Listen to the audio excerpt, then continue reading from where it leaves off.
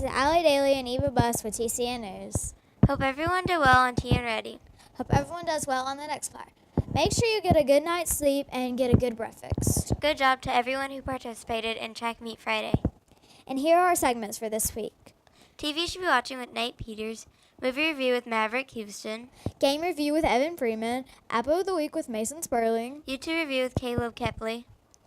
And now to TV you should be watching with Nate Peters.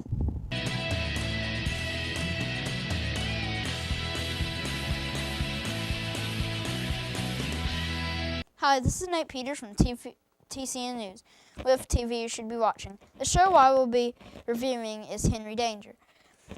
Henry Hart interviews for a job at Junk and Stuff. The store has a lot of weird items and characters. Little does Henry know that the store is owned by the indestructible superhero Captain Man, and he is looking for a sidekick.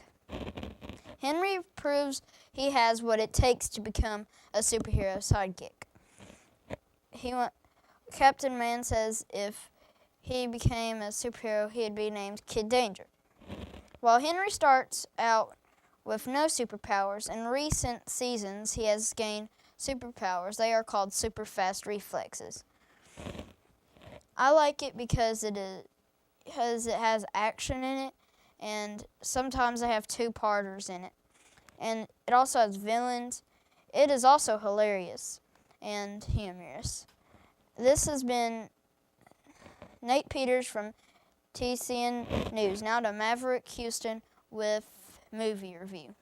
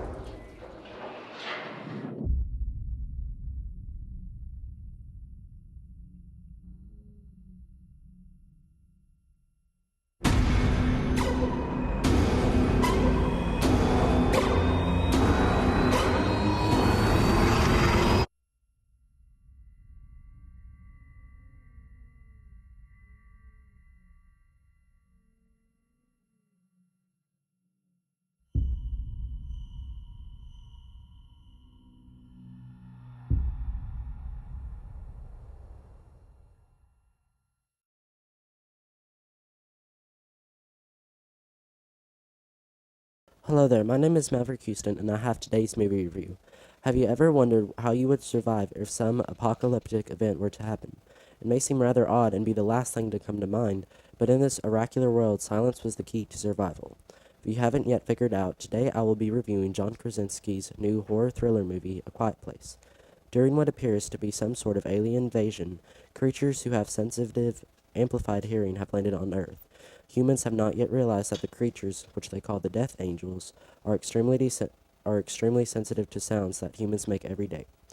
The Death Angels do not eat their prey, but rather only kill them because the sounds we make cause them excruciating pain. As you can see, the key to surviving is to not make any noise whatsoever. The Advent family is the first ones to notice this, while others start to realize as well. They have clever ways to communicate and limit the sounds they make, such as using sign language, which they already knew due to having a deaf daughter. Throughout the movie, we see other strategies they use. Some examples of this is when the father creates a sand path to soften the sounds of leaves crunching below their feet, a firework system to attract the death angels to somewhere else, and marking the wood floor so they know where to step without the creaking of the floorboard. During all of this, the father is attempting to make a hearing aid for his daughter, which ends up being the key to everything. I rate this movie a 9 out of 10 because of its originality and difference from other horror thriller movies. I also like how the actor who plays the father uses his real wife in the movie, so the struggles they face seem real.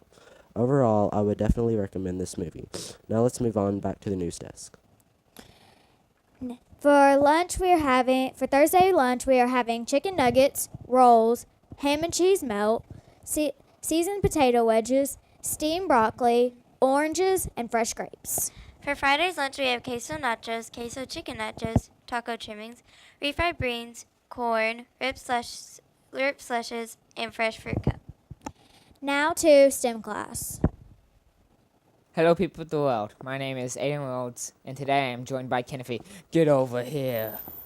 People are always telling us how great the 90s are, so we have decided to make a top 10 list based on the 90s games. But before we start, the SNES is the Super Nintendo Entertainment System, and if you disagree with this list, just leave your top 10 list down in the comments below. In the 10th spot, we chose Star Wars TIE Fighter. It came out in 1994. It had dogfights, which was an aerial close combat battle with ships. It had meh graphics, but at least it didn't have microtransactions. Star Wars Battlefront 1 and 2. It came out on computer. In the 9th spot, we chose Mega Man X. It came out in 1993. It was a 2D platformer, and also in Japan, it was known as Rockman. It was pretty standard a game for its time. It had a fun story, and you had to unlock different outfits to progress with the story. It came out on the SNES and surprisingly had a remake for iPhone and iPad. So if you want to play it today on a mobile device, you can. In the 8th spot, we chose Banjo-Kazooie. It came out in 1999. It was awarded 2 rewards. It was developed by Rare. It had 9 different levels and was a non-linear open-world game. In levels, you had to collect these things called jiggies. It was a fan favorite when it came out, but later games were not that good. And it came out on the N64. In the 7th spot, we chose Donkey Kong Country. It came out in 1991 and has the same gameplay as most games of its time. It was also developed by Rare and had 40 side-scrolling levels. The story is that Donkey Kong's bananas were stolen by a crocodile. It came out on the SNES. Wait, why would a crocodile need bananas? It was the 90s. In the 6th spot, we chose Super Mario World. It came out in 1990. The graphics and gameplay were not new, but it was very colorful and everything had a smile. It was a very nice looking game. It also gave you the ability to ride on Yoshi, which was awesome. It didn't have a different story as any of the other Mario games though, and it came out on the SNES. Is that the Mario game where he tries to save Princess Peach? Yeah, I think so. In the 5th spot, we chose Super Metroid. It came out in 1994. It was a 2D side-scrolling shooter, and in some way pioneered open worlds. The plot is there is an alien planet, and you have to commit genocide against all the Metroids, which ends up destroying the whole planet. When you go home, you accidentally bring a Metroid back on your ship, which is also the end of your world. It came out on the SNES. In the 4th spot, we chose Pokemon Red and Blue. It came out on 1996. They were the first Pokemon games, and it was very difficult. There was also a myth that spread around. If you pushed a truck, it would unlock Mew. It turned out to be fake, though. The storyline was the same as all the other Pokemon games that came out later on, but it was a lot harder and more of a grind, which is a bonus based on what you like. They came out on the Game Boy. 3rd spot, we chose Super Mario 64. It came out in 1996. It was a third-person RPG. The plot was the same as go on adventure, save the princess, fight Bowser, but kind of had an interdimensional travel. no big deal. But there was a rumor going around that if you 100% the game, you could unlock Luigi, which sadly, that was not true. It came out on the N64. In the second spot, we chose GoldenEye 007. It came out in 1995. It set standard for modern FPSs, which means first-person shooters. It was based on a James Bond movie, GoldenEye movie, which came out in 1995. It also had a pretty good multiplayer, but there was one person that you couldn't kill if someone played him as multiplayer. It came out in N64. Finally is Zelda Ocarina of Time. It came out in 1998 and was a third-person RPG. It is considered the best RPG. The only other game opposing it was The Legend of Zelda Majora's Mask. It came out on the GameCube and has a remastered version for the 3DS.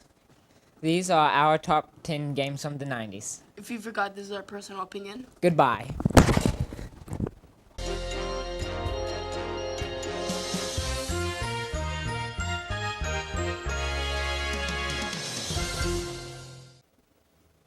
Hi, this is Evan Freeman with TCN News, and this is Game Review. And the game I'm reviewing is Roblox. In this game, you can join Builders Club, and you can play mini games with your friends, such as Booga Booga, Jailbreak, Phantom Forces, Natural Disaster, Pokemon Brick Bronze, Tycoons, and zillions more. You can also customize your avatar with infinite possibilities. Or if you want to get fancier or get extra boost in the game, you can buy Robux.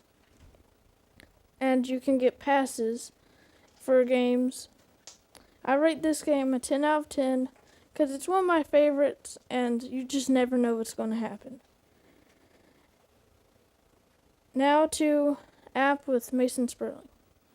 Hi, this is Mason Sperling with TCN News, and I'll be bringing you your app of the week. Have you ever wanted to fish without, touching disgusting bait or, worst of all, going outside? Well, now I have just the thing. In Fishing Strike, you can, obviously fish, but you can also choose where to fish in the entire world. And when you catch fish, you can choose either to sell it and get coins to buy fishing poles, upgrades for boats, all that. Or you can put the fish in your tank where you can watch the fish swim around you. And you can also buy more and different tanks just in case you run out of room. One of the things that make this app really stand out is you can get anglers, which act as power-ups to help you fish. Alright, so let me show you how it works. So this is the loading screen, so we already have it loaded. So you'll just tap to start. And then you'll choose where to fish. We'll choose the last location, which is at the Yangtze River. So then you'll go into here. You'll enter, and it does cost oil, which acts like energy if you've ever played like Deer Hunter or any of those. And you'll start. Those are our anglers over to the left here, and I'll show you. So first you got cast. Click. You got great cast, which is honestly not the best, but it'll work. Once you get into the water, you gotta try and reel it. And you want to get the, like it shows over there, you want to get the rare and the legendaries. And we got, I think that's a minnow, which you will see after you catch it what it is. And you got to try and get the top bar, the HP, to go down. So you want to try and get in the whirlpools. Alright, we use the ice power up, and you got to keep reeling, keep it from going off screen. And you also don't want the tension to get too high, otherwise your line will break. And there we go. Let's see if we can. We almost got it. We're getting close. You got to swipe to do more damage. You keep going. It's getting angry, so the tension will start to get higher, so you got to kind of let off. And here, if we hit that, should lower the tension. And go over here, do some damage. Ice. There we go. Alright, we're so close. Only 7 more. This. Oh, we're really close. Swipe. And success. Then I'll show you the fish. And here, this is the stats of the fish. So it'll tell you how long the fish is, the name of it, and it's just a new. It's not legendary or rare or anything like that. And that's how much you'll get if you let it go to max growth. But this is how much you'll get right now. It's only 180. So not that much compared to if you let it get to max growth. And to let that happen, you'll hit add to tank. And now let's show you the aquarium that I was talking about. If you click on aquarium, you'll see your tank. As you can see, there's some sharks in here and some other really cool fish. And that thing. Oh, it exit. Then you start off with 2 different aquariums. There's not any really that many in here, just about 1 or 2. And then you can always go and sell the fish if you once they get to max growth or you don't want them anymore. And probably the last thing to show you would be the chest that you get. Oh, that's I hit messages. So you'll hit the chest and got some coins. We got a new angler and more coins. Another angler. Another angler. Another angler. More coins. Another angler. More coins. Another angler. Another angler. And there you go. And there's more. So, but that's about all I have to show you. And now. Cut. And so that was Evan's account, by the way. Obviously, I'm much better than him. Hey! But I play this game literally all the time. It's truly an amazing game. I rate it 10 out of 10. But now too, you can get it on iOS and Android, by the way. Now to Caleb Kepley with YouTube review. Hello, this is Caleb Kepley with YouTube review from TCN News. The YouTuber I am reviewing is Mr. Gibbs. Mr. Gibbs is a young YouTuber who does a lot with other YouTubers and Gmod. If you do not know what Gmod stands for, it is Gary's Mod. He makes mazes and puts characters from TV shows and games and movies. And he puts settings on it for they'll actually come out and chase him through the maze. If they get to him and his friends, as they try to get to him and his friends, if he makes it to the other side without being attacked, he wins. He also does something called hide and seek, which they use characters from mostly games, for example, Toy Bonnie from Five Nights at Freddy's 2. And they become the character, and they try to blend in with the rest of them. If they get too close to one of them, they will move away, and the hard part is finding out which one is not. If you like anything from Five Nights at Freddy's to SpongeBob SquarePants, then this is the perfect YouTube channel for you. Why don't you check it out? This is Caleb Kelly with TC News. Now back to the news desk. Thanks, Caleb, for that YouTube review. But first, before we go, we have a quote that for our inspiration. Accept what is, let go of what was, and have faith in what will be. Allie, did you forget to write the rest of the segments? No? I think we're done then. Oh well. Bye!